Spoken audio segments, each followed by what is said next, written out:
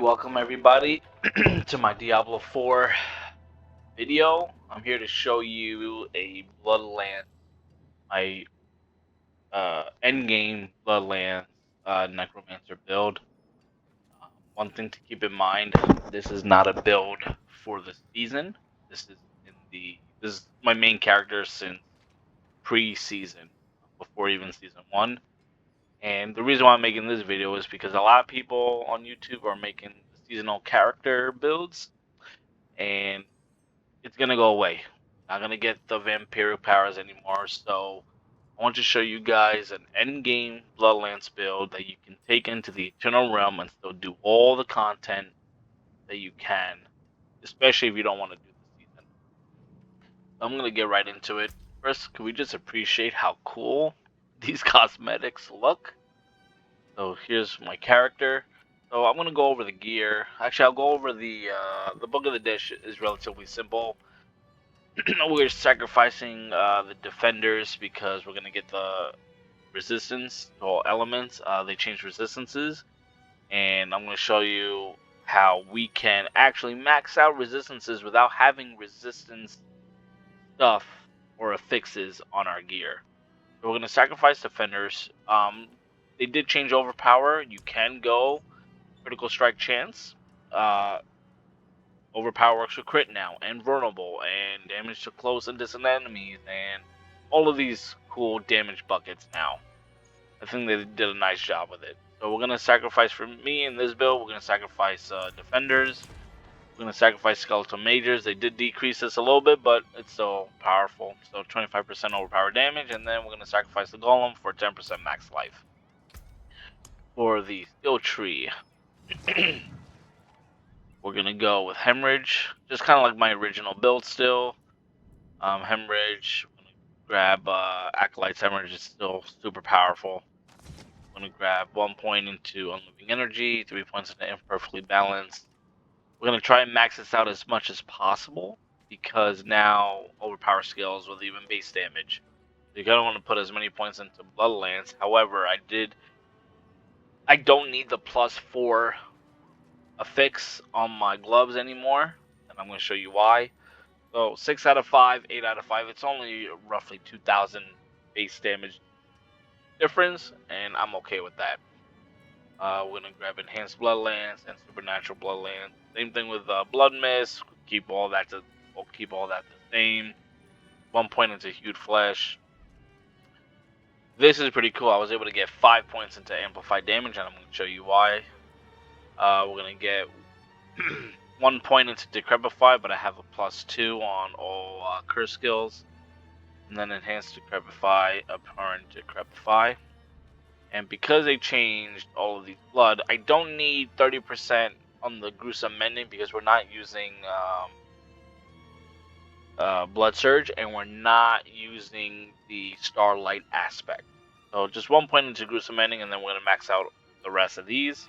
1 point into Corpse Tendrils, and we're going to use the Blood Orb because we're going to be using Gourd Quills. And what's nice about this is that once the Blood lands, will proc, Gourd Quills will proc whenever there's a Blood Orb, and then because we're spawning Blood Orbs with Corpse Tendrils, you're going to be getting more Blood Lands. And then 3 points into Inspiring Leader. We're going to go full out Bone Storm, and we're going to get this because now that we could crit, and it overpower procs with crit, this is an extra 20%, 3 and 3 in here, and then we're going to get Rathma's Vigor. My Paragon tree, I'm not going to go through all of it, because it's a lot, but you could just take what I'm going to have. You could pause the video throughout. We're going to grab here Amplify. I'm going to go up here, we're going to grab Blood Drinker over here to the right. This is I forget what tree this is. The Wither tree. I'm gonna just get as much maximum life as possible.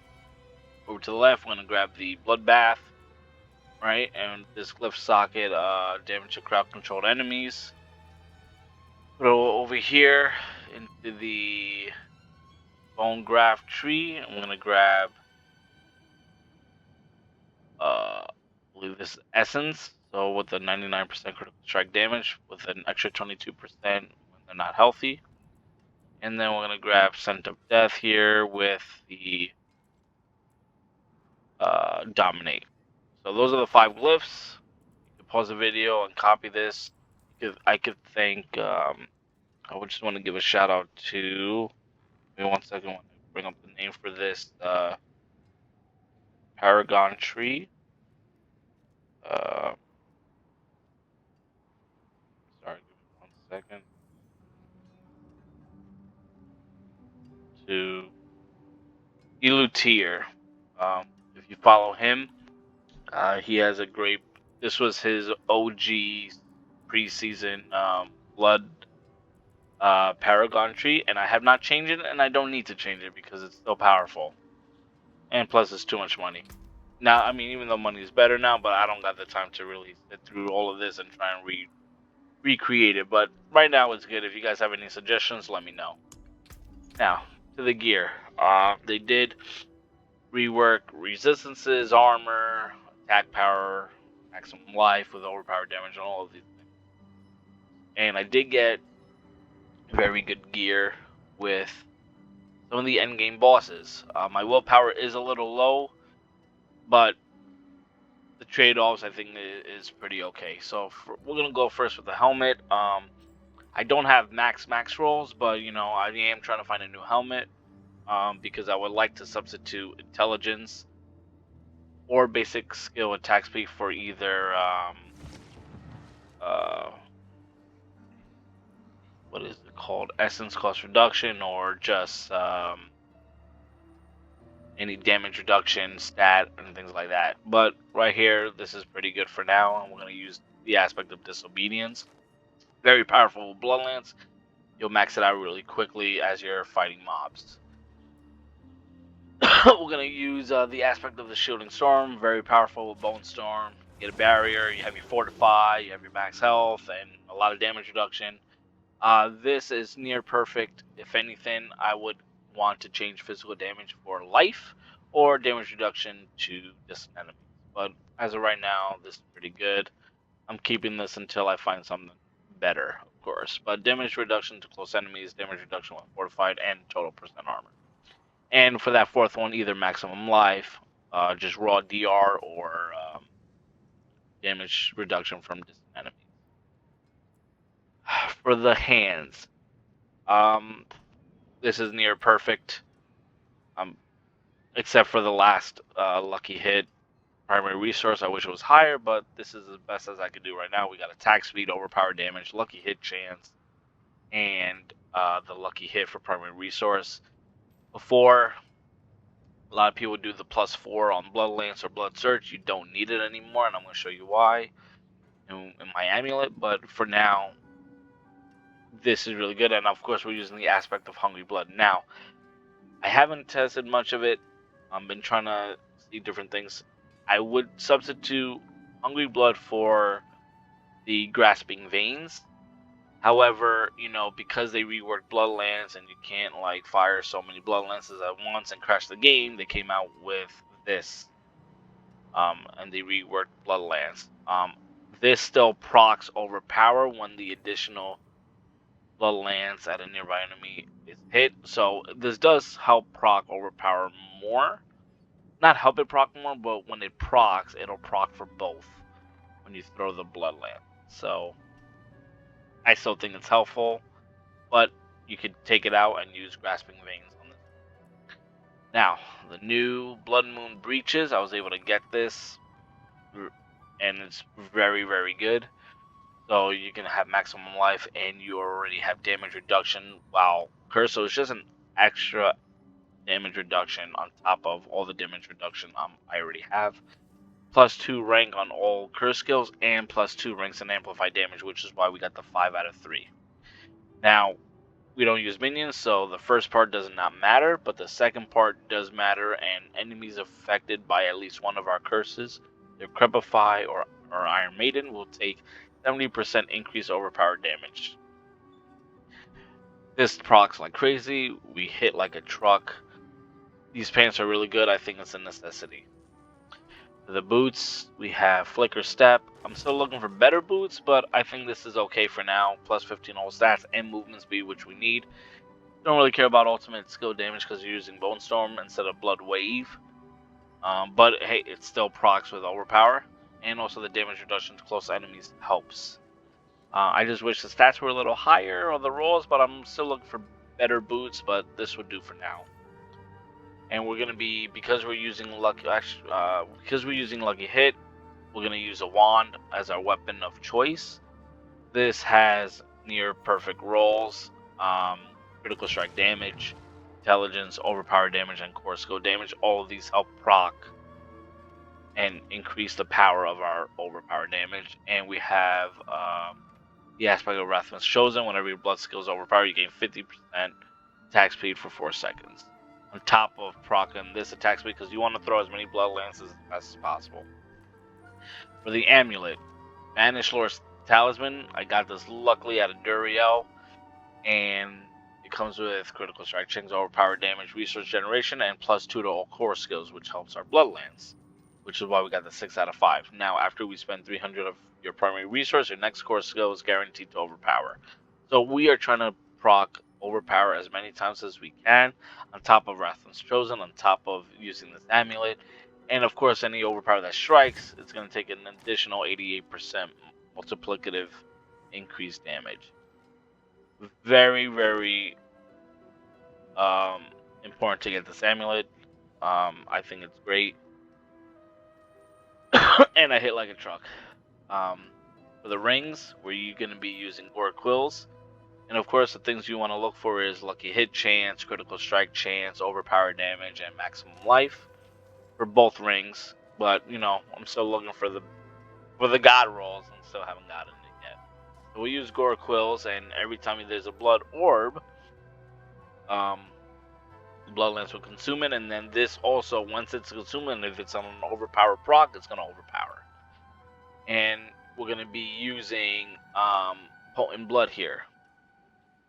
The reason why we're using potent blood is because when we're healthy, which will always literally be healthy, blood orbs gives you 10 to 20 essence. Here it's 18.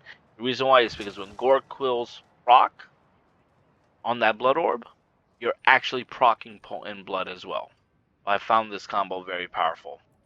And for the last but not least, the shield. A lot of people kind of use like a focus, but I like the shield. I like to stay alive as much as possible. And with the stats, lucky hit chance again, and lucky hit with the primary resource, maximum life, and then damage reduction. And then we have, of course, Shield of Might, where you're proccing your basic skills, you get an extra 20% damage reduction.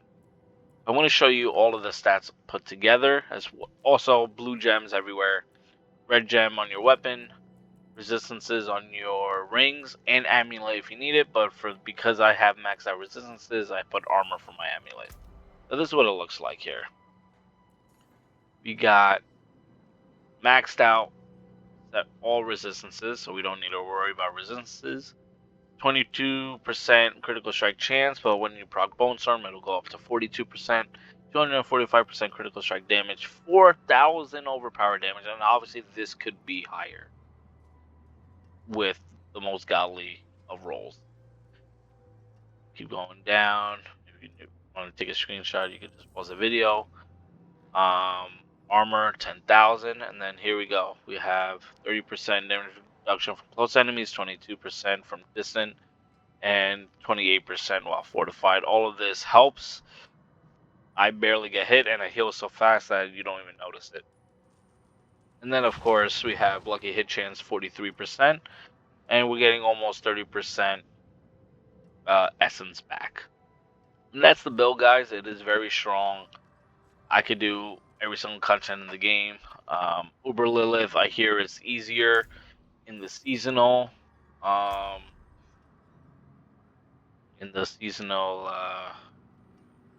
Realm, because of all the vampiric powers and things like that.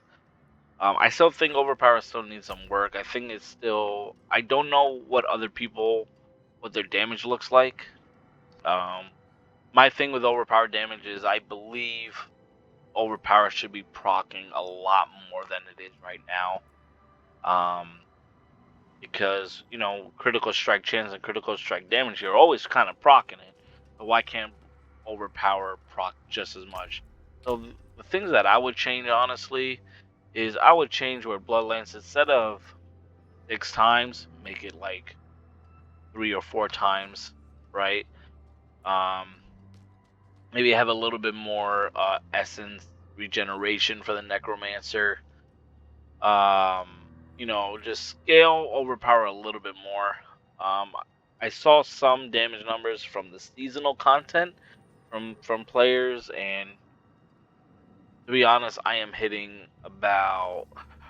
I'll let you guys know. I'm hitting about 3 to 4 mil on my Bloodlance, trying to see if it keeps up with the seasonal content, what the seasonal characters are. They might hit harder because of the vampiric powers, but I'm telling you, once you get out of the season, you're gonna be back to your Eternal Realm without all of those powers, and you might have to change your build again. Who knows? So I just wanted to give you guys my build, um, not not seasonal, none of the seasonal mechanics or anything like that. So hope you guys enjoy the video. Catch you guys next time.